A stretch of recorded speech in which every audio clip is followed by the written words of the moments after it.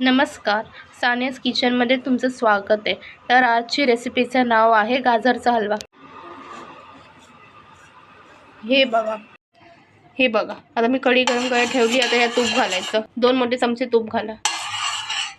आता घालायचं गाजर.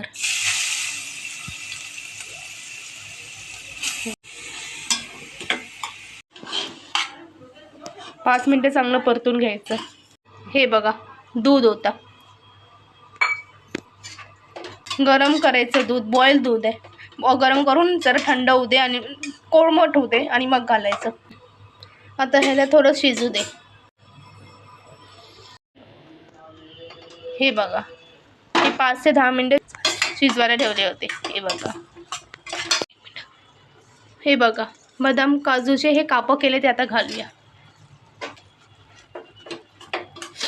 आता हे घालायचं गूळ घालायचं. एक बाउल गूळ. 1 चमचा वेलची पावडर घाला.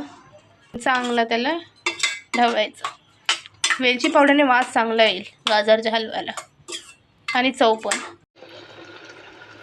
हे बघा कसं शिजलंय, एकदम कसं ते एकदम बॉईल होतंय.